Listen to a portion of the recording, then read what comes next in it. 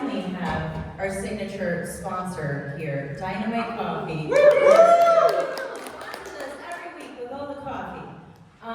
So excited because it's taken a little bit of time to, I guess, get it on the map. Maybe 2 years. And then we also have Go to Find Out coming up. So you came and you're gonna find out. I looked up statistics and we have 8 billion people in the world, and there are 2.25 billion cups of coffee consumed worldwide. And so, we're grateful for what you do, Patrick. So we're going to be bringing Patrick up in just a second to talk about that. We're going to move things along quickly today. As always, this is our mission. Thanks to our organizers. We have the most amazing organizing team right now. Raise your hand if you're an organizer. And also, in the past. Big ups there, ups to Annie, because we appreciate everything that she did on the organizing team previously. But it is amazing now, yes. Great.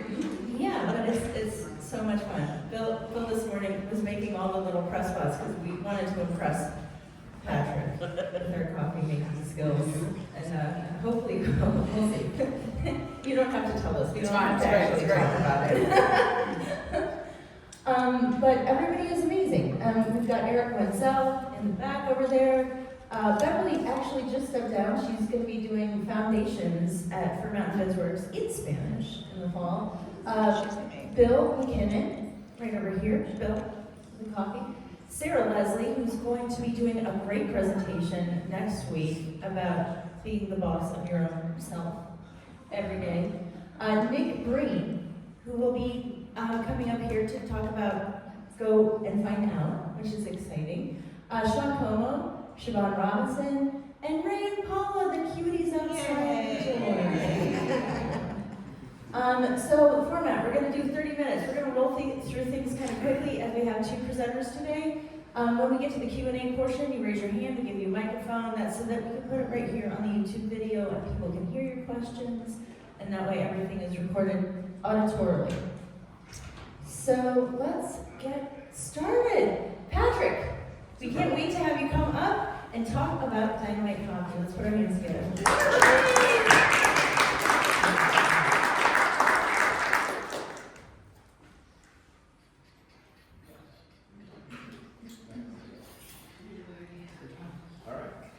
Good morning, everyone. Good morning. Everybody caffeinated yet? Yes. Great. More or less. Well, I'm excited to be here. Thank you so much for having me. I'm Patrick Shaw. I am General Manager and co-owner of Dynamite Roasting Company. We're located in Black Mountain, and our roasting headquarters is in Swananoa. And I'm going to tell you a little about where we came from and what we're up to these days. So our entrepreneurial story starts with our founders, Andy Gibbon and Josh Gibbs, the bright-faced young fellows in the newspaper article there. We started in 2008, so we're a 16-plus-year-old company. We started in our cafe location only in downtown Black Mountain. The business model that was formed was for to be wholesale only. And when the wholesale customers didn't magically form a line on their own to sign up, and the one thing that we did have was people constantly coming by the building and saying, "What's going on in here? And can I just get a cup of coffee?" And our unintended cafe was born at that time and is still thriving today. We spent a few years inside that space where we were roasting coffee and serving coffee in the same room. It was chaotic at best, and people got very comfortable with each other, and it really became a lot. It sewed the fabric for what makes us such an integral part of the community, because they got to see and experience where it was coming from as it was happening, and I think that had a lot to do with creating the magic that we still appreciate today. Since day one, we have been USDA certified organic and fair trade certified on all coffees. Never an exception. That was a key part of the business plan. Andy was a beer brewer back before starting Dynamite. He was one of the early brewers for Highland Brewing. It was back when Highland was downstairs below Barley's for any of the OG folks that know what that means. He was also Catawba Brewing's first employee, and after a few years of working for others in a craft industry, he was doing home roasting, which is the story of many coffee roasters and how they came to be in the industry.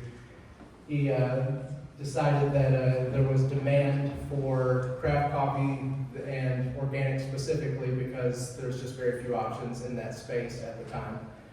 Since coffee roasting has become a very popular industry, and we'll talk about that. Fair trade, the commitment to fair trade is pretty straightforward. The coffee industry as a whole has a tendency to be pretty unhealthy in that the prices have been suppressed for decades. The cost of raw coffee in the late 70s is similar to what it was 2 years ago. And it's a fairly flat line with not too much fluctuation in between. And with that, the cost of the means of production has started to exceed the value of the green coffee from the producers. So we were kind of headed towards a coffeeless world. And there's been some recent changes that we'll talk about also that have kind of changed that. Fair trade was all about ensuring that we pay a fair price that allows the producers the opportunity to live well. All right, so talk about our business model a little.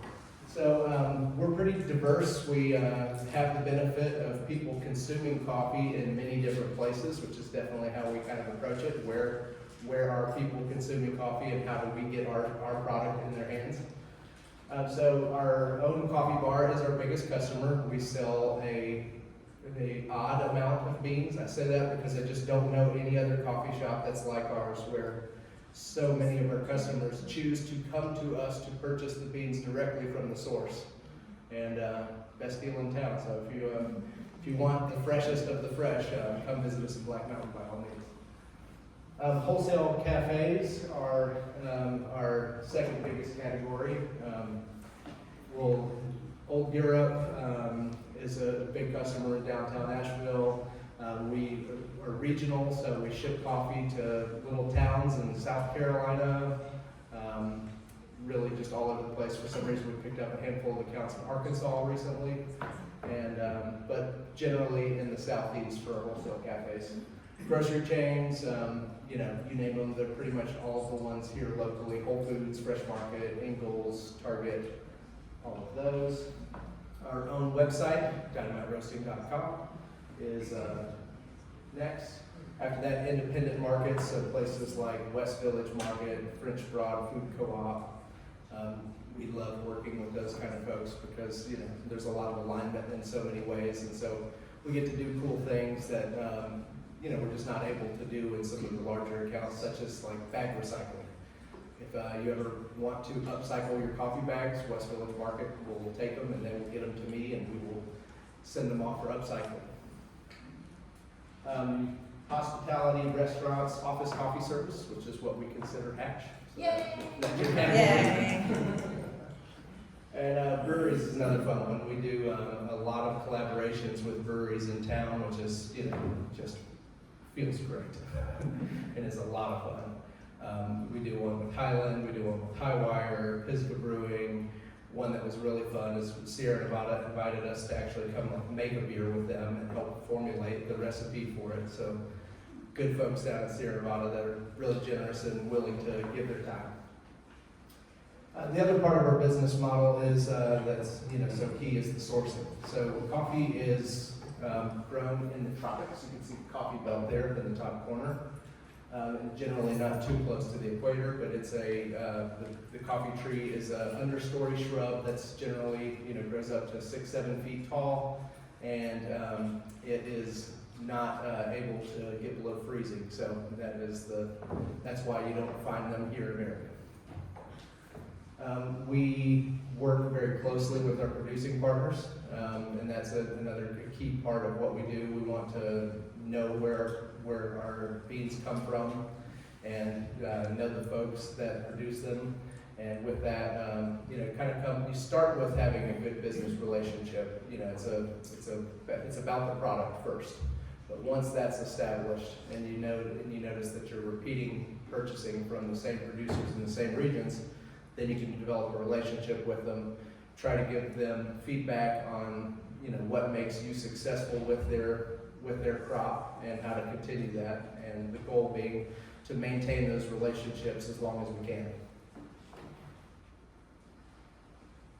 And also wanted to point out that one thing that's unique with our business model to some is that we are primarily business to business. So we're wholesale first, like I said before, and one thing that does to our business model is that it forces us to be pretty efficient. We need volume to be able to bring our costs down to our customers to a rate that works for them, and when we're doing larger quantity, larger scale things, cost matters a lot. So because of that business model, we do lean manufacturing, and we're conscious of our expenses and all the factors, but we also operate in the retail space with the same product. So that creates a nice opportunity for margin there that helps kind of, not supplement, but if you will, helps it achieve a healthy margin for the company. So that's kind of some of the where we came from. The other thing I want to talk about today is the challenge of staying in it, because like we talked about in the opening, the industry was not as nearly as competitive when we first started out. It was not, craft coffee was something that was relatively new. Counterculture had been doing it for a while and had achieved some good success, but these days there are somewhere like 10 to 12 coffee roasters in Asheville, roughly. Most of which are pretty small and do a great job. Don't have anything to do with that. And in order to stay around, we have to continue to innovate, just like in any industry.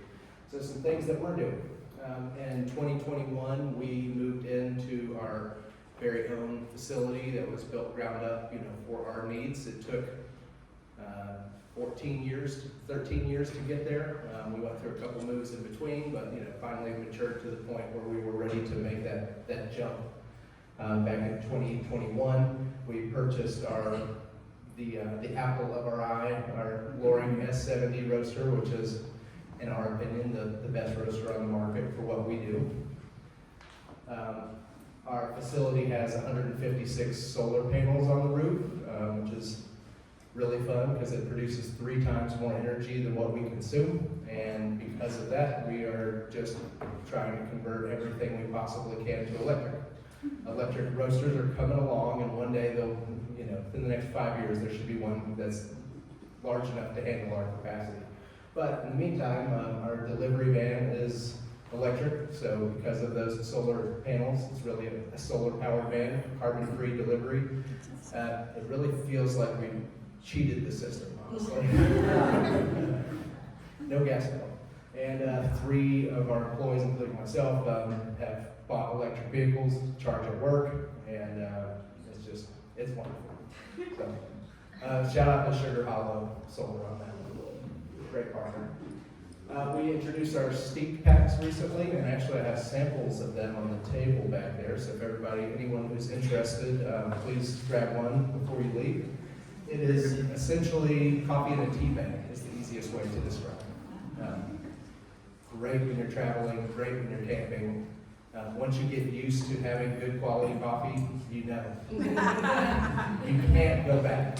There's nothing worse than having to be stuck in a Hampton Inn and having to drink whatever they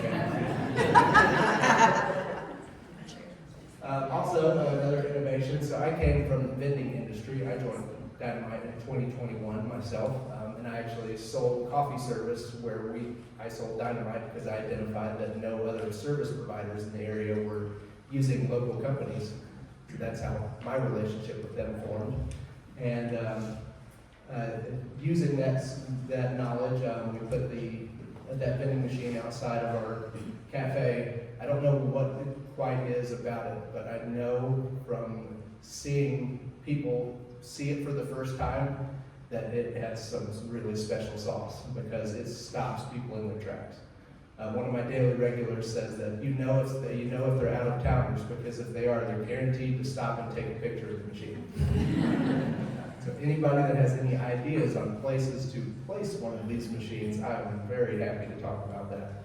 This one machine does $90,000 a year in sales, so. Don't know how we stumbled on that.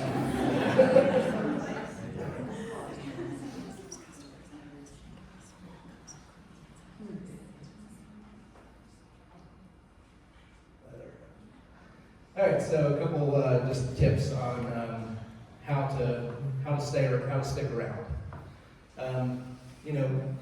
Be true to your core is an easy one to say, but extremely important. That gets challenged at times. As opportunities come along, you feel the pull to pursue those economic opportunities, and you really have to ask yourself whether things are true to your core brand and your belief, your vision, values. Innovate, but don't lose sight of number one. Same thing. When you have new ideas, one of the first things that you need to do is compare them against your core values and determine whether or not it's something that stays inside that. Keep your workforce happy. Happy employees equal happy customers. It's simple but extremely true. And with that, never stop striving. The way I view our company's efforts is, I want it to be a continual evolution of progressive policy that is beneficial to our staff. Demonstrate consistently, internally and externally. For a coffee roaster, consistency is pretty darn important. When you are one of those that I drink the same coffee every day, prepare it the same way every time, that consistency is everything. So quality control on that side of things, but also, be consistent with your customers, give them an expectation or give them an idea of what they can expect from you. Customer retention is everything. One of the biggest metrics that I look at when evaluating any business is new to loss ratio. So amount of new business coming in versus business going out. It's a really, really good indicator of how healthy an organization is. All of your sales and new business efforts are for naught if you have things going out the back door. So with retention, it comes down more than anything to just doing a great job of communicating well. Keep up with industry trends. I'm a big fan of trade shows. One of the things that's tough as a entrepreneur, business owner, small business owner especially, is that feeling of uncertainty that you may not know, the latest tools that are available to you. Trade shows and such are really helpful ways to know that, because if there is a demand for a new service that you're not offering, guaranteed there's going to be somebody trying to sell it to you, which is a helpful way to learn about new ideas. Develop great supplier relationships. You're back to, it's the same as the expos and trade shows. If you have good partners on the supply side of things, they know your business, they deal with plenty of other customers and hear all different angles. And when you build those tight relationships, that can be extremely valuable. Become more analytical as you evolve your company. You will learn key metrics that are key to your own success. I think that it's a great metric when it's unique to your business specifically. And know your financials. If you quick shout out to our accounting friends right next door, Platinum. They're really useful to Dynamite in that regard. They do our bookkeeping. And find good outlets and confidants. It's lonely at the top, right? So when you are the head of a organization, whether it's large or small, it can be lonely, and you need those good outlets to be able to vent to be able to bounce things off of. So I you don't have a mentor, that kind of thing, highly recommend it. All right, so a couple challenges that we've had to endure lately. Start with coffee pricing. This is the actual coffee chart for the past year. And if you know the shapes of charts at all, you know that that's not great.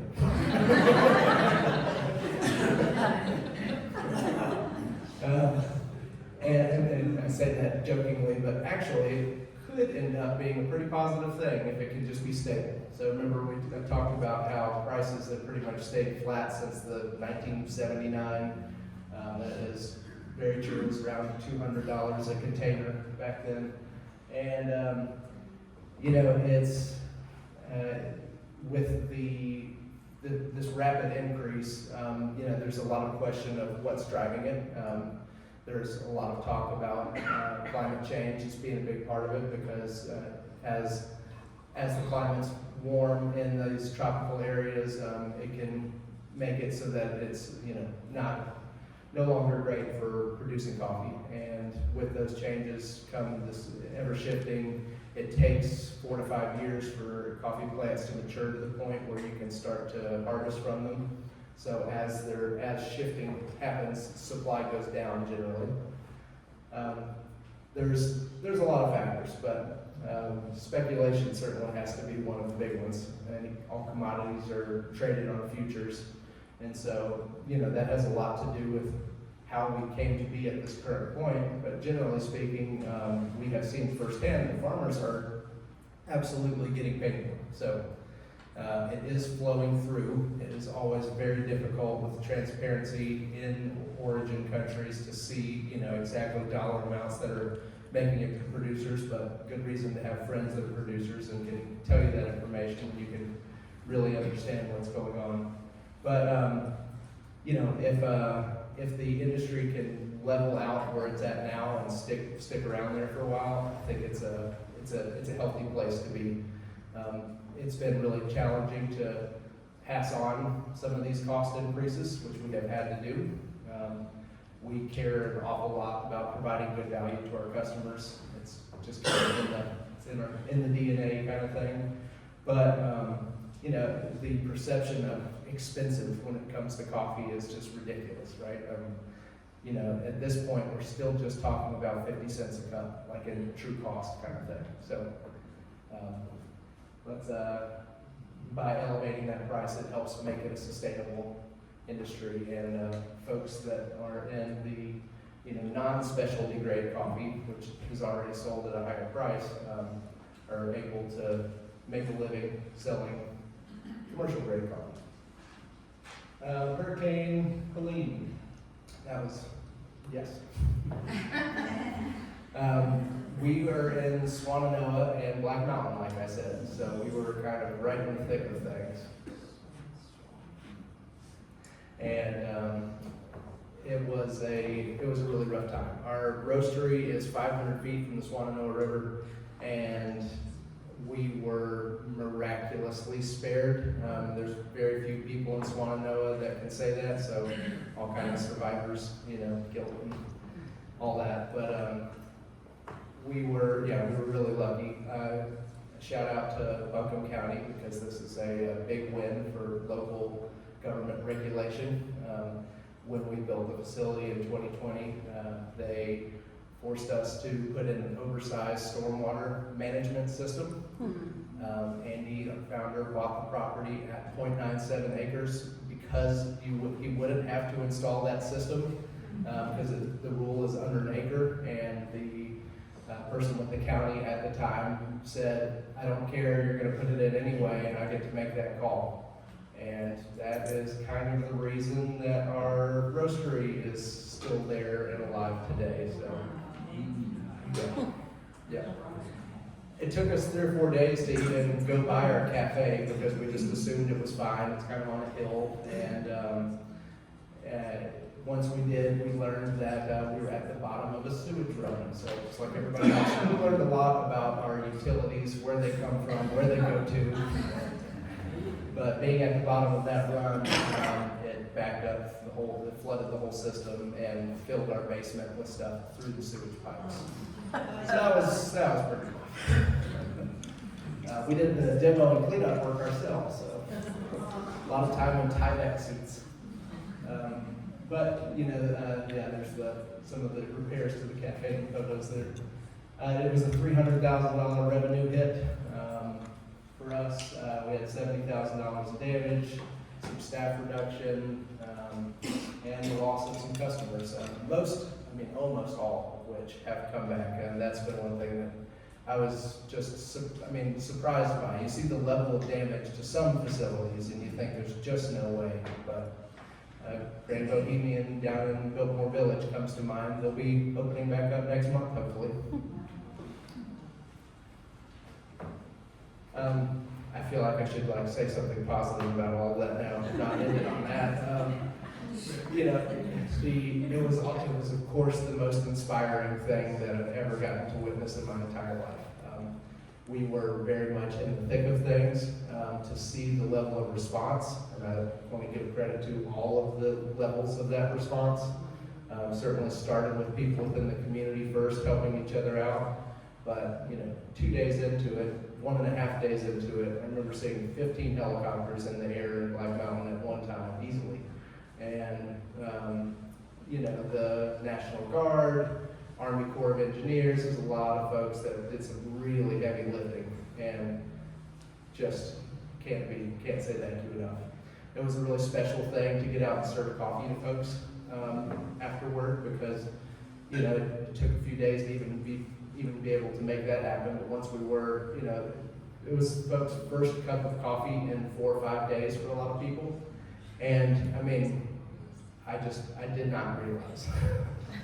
I love what we do. I love that we contribute to the community with a product that people generally love, and that means everything. But the role that it can play in those comforts and how they can help you get through tough things is just really, really strong. And we'll never forget those experiences.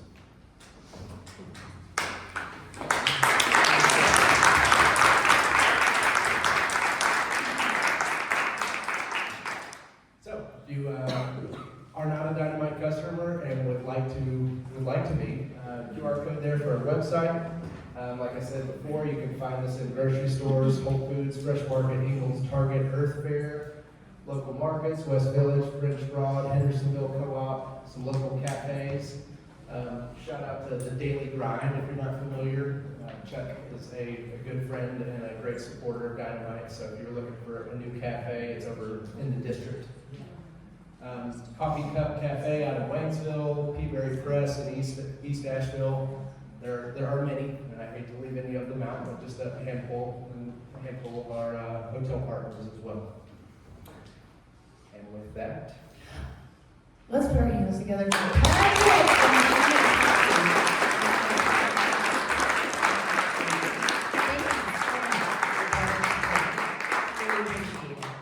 And we're going to do a little giveaway at the end, but we're going to move things along. So Patrick will be back up here in just a little bit. And now for Nick. Yeah, hi everyone. Our big presentation. Okay, we're gonna do a double feature today, which is very exciting. I'm actually gonna just put this full screen.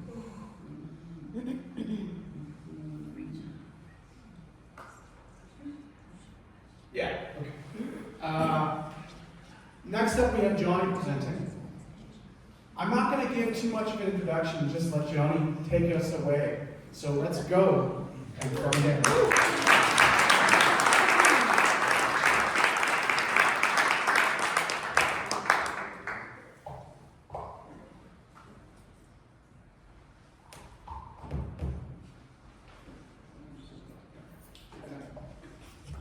All right.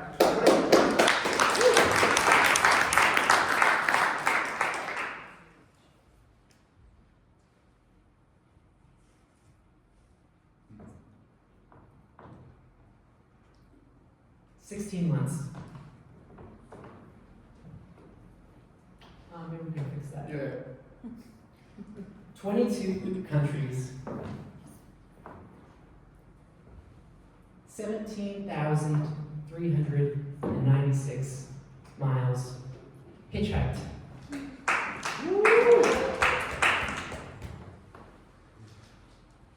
I've stood on roads in places where no one spoke my language, not knowing what would happen next or where I'd be sleeping that night.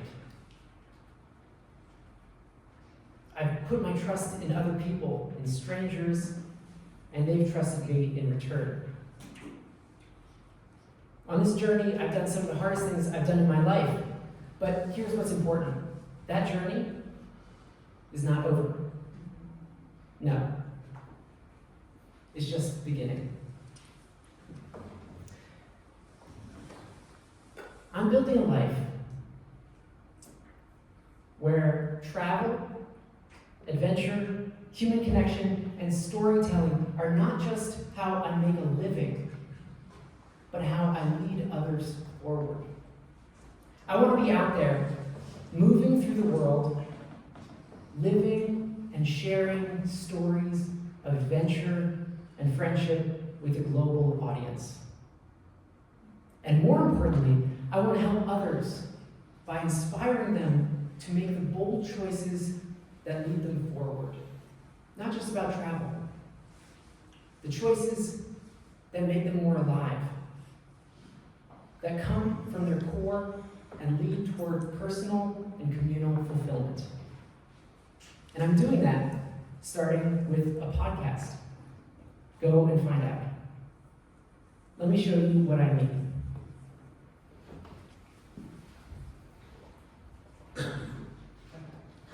South from Turkey, dodging traffic across highways, Istanbul's sky, domes and water and calls to prayer.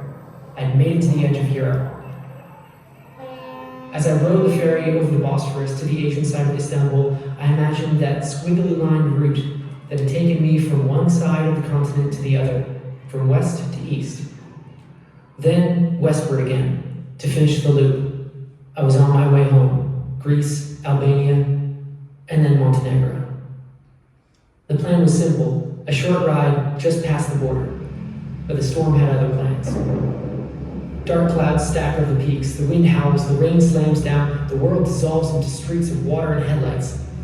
Our driver, a Portuguese tour guide, clenches the wheel, nodding toward me and the German girl in the back seat. No stopping now, he says, you stay with me. So we stay. Montenegro flies by in flashes of ghostly cliffs and rivers that might be waterfalls lost in the downpour. The road twists, climbs, drops away into shadow. Our guide doesn't just drive, he narrates, his voice weaving through the rain like an old radio signal. Stories of battles fought in these mountains, of kings and outlaws, of rivers that used to run red. Hours pass. The rain doesn't let up. Neither do the stories. Podgorica, the black cliffs, the endless road ahead. By the time we reach Sarajevo, it's deep into the night. We step out, dazed, blinking in the city lights. I shake his hand. Didn't plan on coming this far, I say. He grins. The road doesn't care about your plans. North through Croatia, Slovenia, up through Italy, glimpsing the Tuscan hills and their spiny trees, stopping at gas stations mobbed by Italians for their morning espressos. Across the Alps into France, through Belgium, and finally, Amsterdam. 4 months, 20 countries, an entire continent flickering past like a half-remembered dream. Europe shrunk behind the clouds as the plane flew back to the States. I tasted a way of being that was genuinely new to me. We landed in Philly, and from there, I hitched down to Asheville. I was ready to rest a while. The journey had been long, and the adventure had continued right to the very last fall-chilled day of catching rides into the North Carolina mountains. I was tired, but as the sun set, and I hopped out of my last ride at Charlotte Street and crossed the bridge into my city, the smile on my face couldn't have been bigger.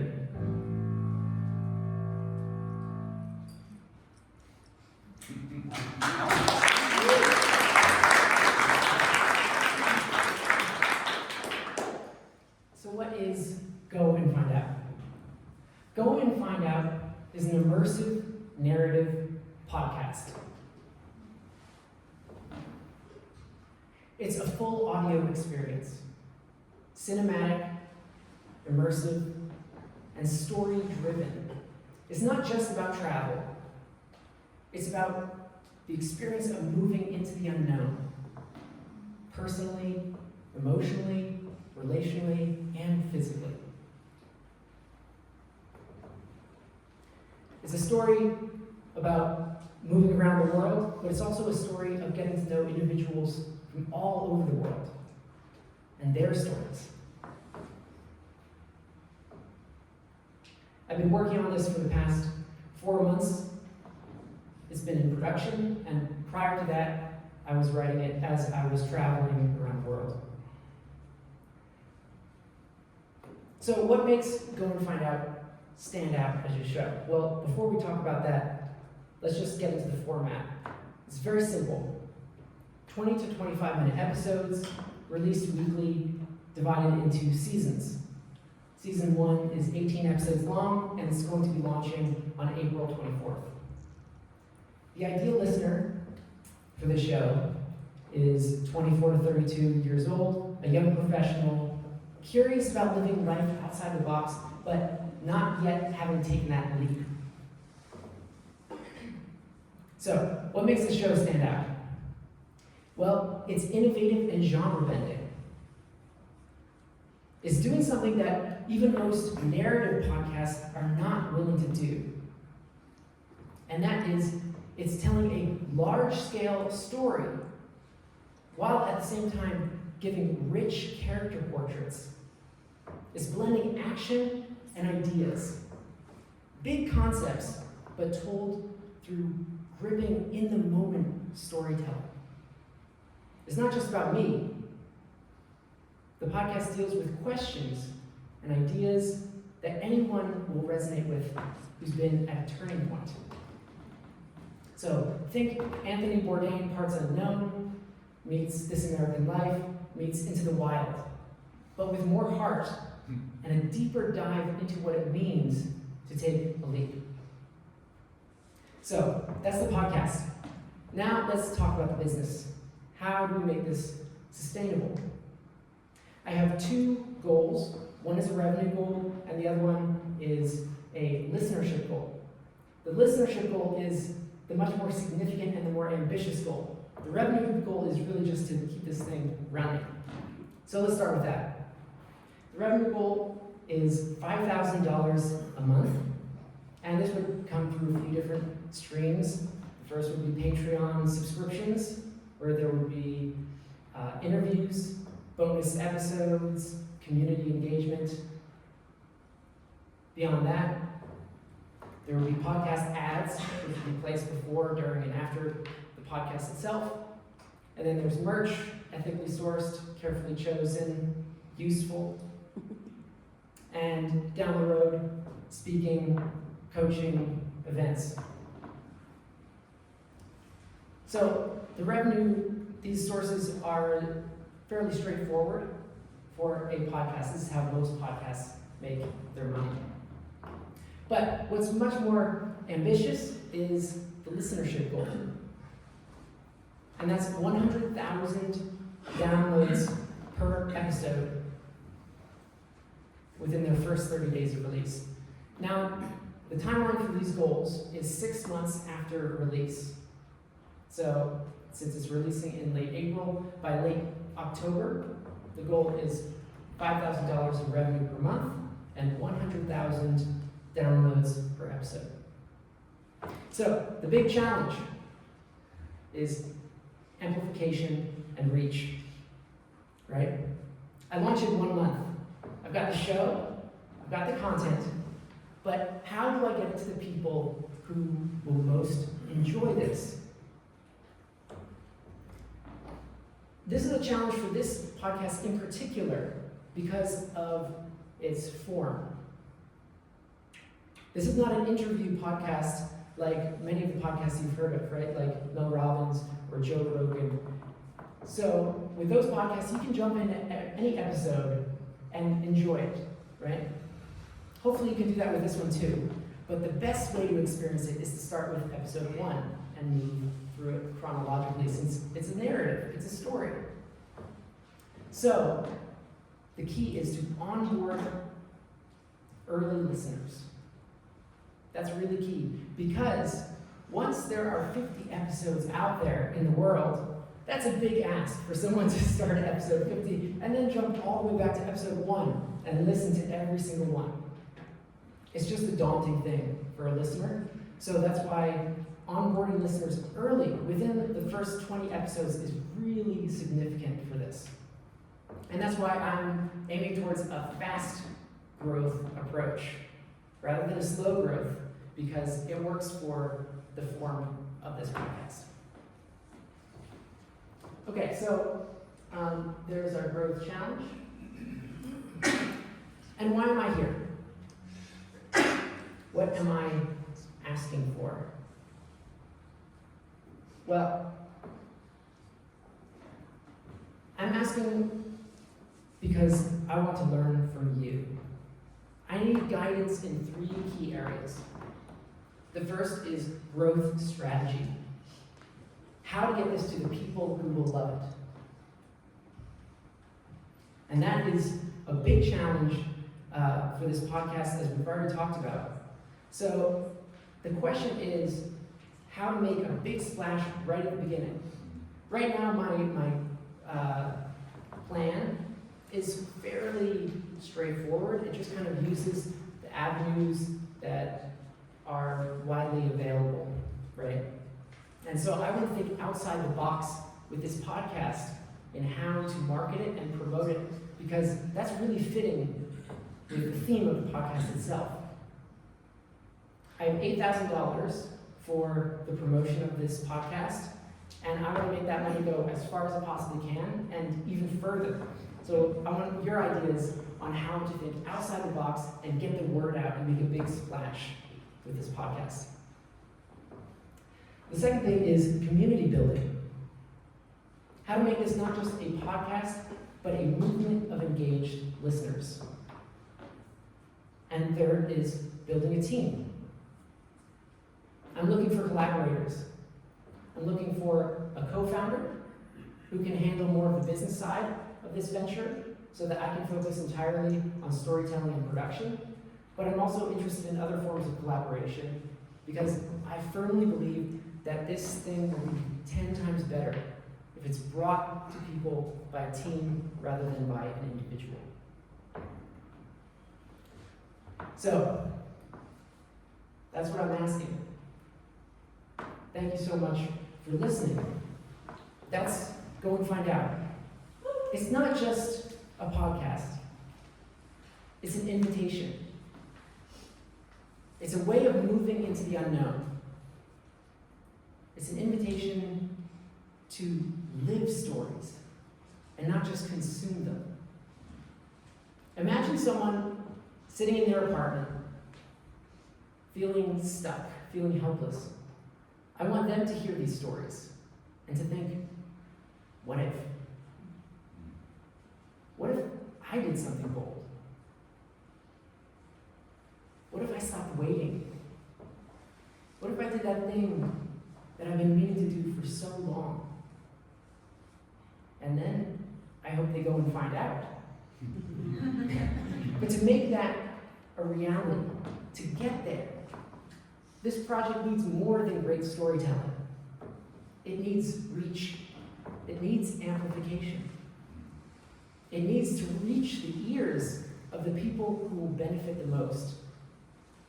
That's where you come in. You have experience. You have networks. Who should I be talking to? Who should I be meeting with? What questions should I be asking that I haven't yet asked? I'm really curious to hear your answers and your questions. So I'm so excited about this, and thank you so much for this opportunity to share this with you.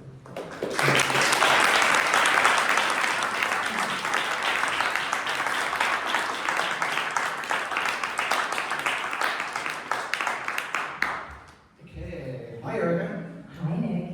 We're gonna move the Q&A till we're gonna wrap up, and then we're gonna have a bit of time for everyone just to come up and ask their questions individually instead of doing the audience Q&A today. We are doing today what is the actual format of 1 Million Hubs everywhere in America where they have 2 presenters. So normally we do 1 presenter, but today we're like, you know, We like, did double let's do feature. the Today was test. double feature. Yeah, I did the double feature, so. And so since we did double feature, we're gonna double feature the closing as well. So let's kick it off and thank our event sponsors. Awesome. Charlie and Troy Ball generously donate this space each week, and we're super grateful to them for that. Yep, thank you to Hatch. Western Carolina University. Score for the life of your business. Our brand new sponsor, Patrick O'Kane. Patrick, stand up. Yeah. Ooh, shout out to Patrick. He has entrepreneurial operating systems. If you don't know Patrick, he's the keynote speaker, I believe, at Hatch This coming up this weekend. He started Ganshan here. He sold it. He's doing all sorts of things, but he's a key resource in the community for every entrepreneur. And we're super happy to welcome them to the sponsorship. Yay!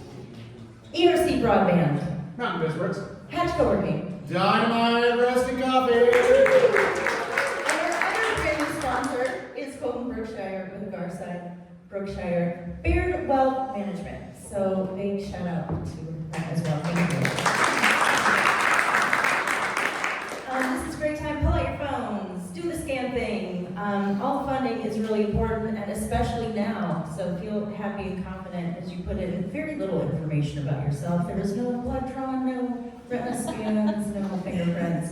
But this does help with funding for all the programming we have coming your way, like Hatch This, which is this weekend. So if you have a business idea, please get on the hatchinnovationhub.org website. Come this weekend. If you can't make it for the whole weekend, come for part of it. This is a very intensive opportunity to develop a business idea and even get funded. Kate, how much are you guys giving away to the finalists? There's a lot of different prizes. $1 billion! There's a lot of different cash prizes. Yes. There'll be more explained. Yeah, and if you have questions, please reach out to Kate right over there, and she can answer all of them. So next week, we have Sarah Leslie presenting. It's going to be your own boss of your own self. Yeah, helping you create the things you want in your life. It'll be very experiential. And then, This week. so the Hatch This pre-event social is happening on Thursday. A Terra Nova Beer Company Hatch This is happening over the weekend. Yeah, I think it's like $50 to participate. Like it's amazing because I saw the food sponsors and I might just like get a ticket so I can come and eat like all of the amazing food over the weekend. Is there anything else up here? I was just confirming the date. Oh, okay, so there isn't. The other thing I wanted to mention is that we are doing wine and cheese at Hatch 2 tomorrow, and it's actually going to be La Cuisine, so if you were here for that presentation, she's going to be doing a little bit of like experiential show up, maybe make some dumplings, maybe she's doing the walk, but she's going to be actually like hosting and showing us what she does on the daily. If you were here for that, show up. If you weren't, show up anyways. Come and eat. All right. Ben. Sorry. The Hatch This pre-event social is tonight. Yeah, Hatch This is just my Hatch. It's tonight at Terra Nova. Where's Terra Nova? In Asheville. By the orange people. Okay. Oh yeah. Which is now like, and the Mission Pizza is in there too. Yes. Okay. Nice. Okay. All right. And lastly, If you want to sponsor, we really appreciate it. And with funding changing, like it's more and more important. So feel free to scan this. It's got all of our kind of information. Generally, sponsorship is $1,200 for a full year. That's $100 a month to be featured in our newsletter and our slideshow, and for us to just generally promote you because we love our sponsors. So, and let's just give another round of applause to our double feature presenters, Patrick and Johnny. Thank you for coming.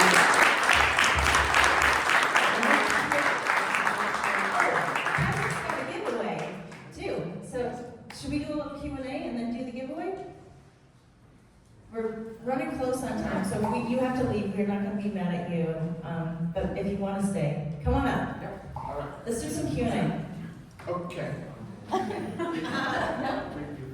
Okay, we have 5 minutes, so I guess we're gonna do the giveaway. If you ask a question, you get a bag of coffee. I have a question. What was your first and most successful product that you came out with? That Dynamite came out with? Suplicar Clemencia has got to be the best answer. It is our flagship dark roast coffee, and the name translates to beg for mercy, which is what we make those beans do as we roast them to the nth degree as a French roast. Awesome. Do you like dark roast? Yeah. Okay. Strategic. Thank you. Go ahead. Okay, we're gonna do one last question here, and then the audience can just kind of come mingle and talk and ask questions individually. So let's, better be a great question. No, I'm kidding. I want to know, what is the minimum amount that somebody has to buy to get wholesale pricing? Like, is it accessible for individuals? So we have different tiers and different things. We have bulk pricing that is available to just individuals, or businesses that just consume and don't resell and don't have expenses tied to it. There's a tier for that, and then true wholesale is basically defined on if you're reselling the coffee. But the short answer is yes, we have ways to get discounts to everybody that wants to purchase in bulk. It's in the application. Nick, can I ask you a question to Johnny before we wrap up? Yeah, sure. Great. Your question for Johnny sounds great. And then, yeah, that sounds good. Johnny, did you record audibly as you were traveling, or did you write things down and then create the recordings later? Yeah, so my process was mostly writing. I did some field recording, and I did a couple interviews here and there with people, but my hope is that with the next set, right, with the coming seasons of this, I will be recording from the road. So I will be traveling and interviewing and writing and recording all as I'm going. So that's really where this is all headed. Yeah, thank you for that question. Okay, let's wrap up.